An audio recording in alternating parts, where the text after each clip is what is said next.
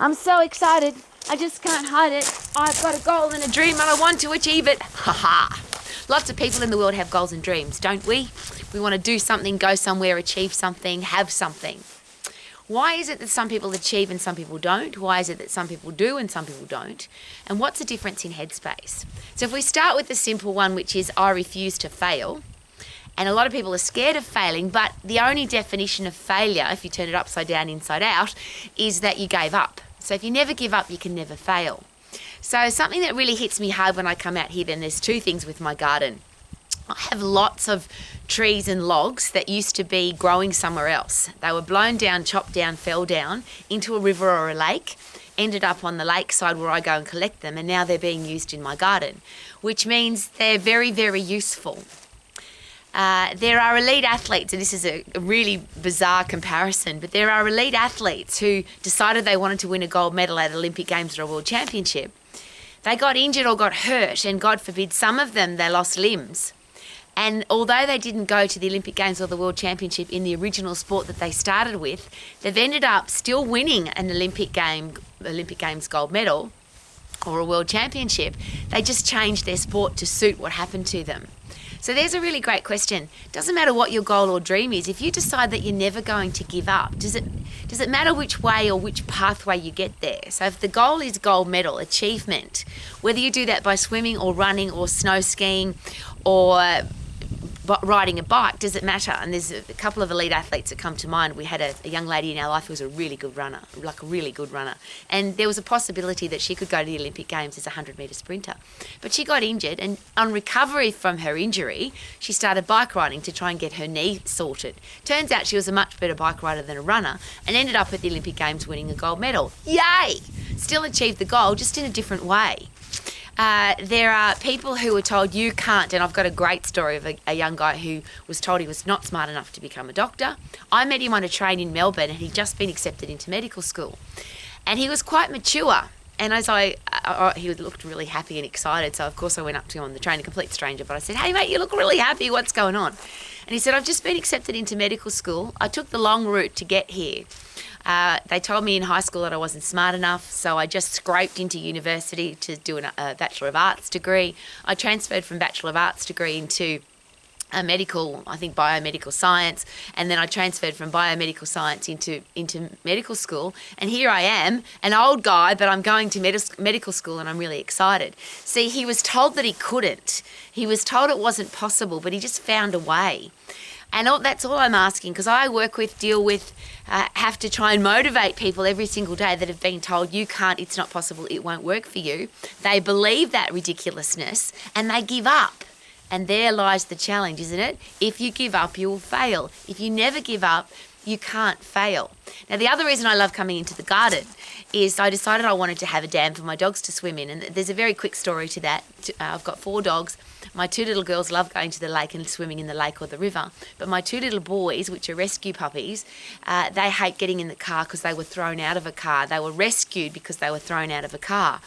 I'm sharing that with you because I just hate what humans do to animals. But I wanted those dogs to be able to swim, but they won't get in the car to go to the river or the lake. So let's build a dam. Now, behind me is what we call the pondle. It's not a dam yet. It's not in New Zealand. It's called a pond that you can swim in. It's a puddle, but it's much bigger than a puddle now. We probably should rename it because there's a little bit more water in there than we expected. We're in a drought at the moment. Everybody said you'll never be able to have a pond at this time of the year. You'll never be able to have water on that property. There isn't any there. But I found a way, because if you give up, you fail, and I'm not a giver-upper, so I can't fail. I'm sharing all of this with you because if you're a parent, a teacher, a coach, a boss, or a leader, and people come to you and say, "Can I?" First of all, what right would any of us have to steal somebody's dream? Because there's too many stories of people that were told that they can't, like the young guy that was told he couldn't be a doctor because he wasn't smart enough, and now he's been accepted into medical school. There are too many people that were told you're not skilled enough, you're too tall, too short, too fat, too skinny, you can't do it, and they've gone and done it anyway, versus the people that believe I can't do it because somebody told them that. So there's two parts to this. Please don't tell people can't. It's a horrible word, filthy, disgusting word. And how do we know that that person can't? What if we encourage them and come up with a better statement, which is, how can I? Don't you just love that? You can't versus let's work out how you can. Can you? Let's work it out. So that's if you are in a leadership role. And if you've got a goal or a dream, or there's something that you want to do in your life, why would you let somebody steal your dream? Why would you let somebody say you can't? Now, plenty of people told me I can't have a dam for my dogs. We've got one, and it's getting, well, we might even get some free water, and the dam will fill up even quicker.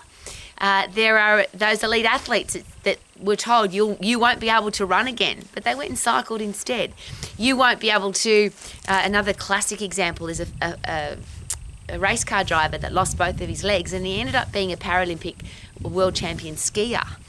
Yes, he lost his legs. What a horrible thing to happen. But he had a winning attitude. He said, I'm not going to fail at wanting to be an elite athlete. I just have to find a different way and a different sport to be an elite athlete in.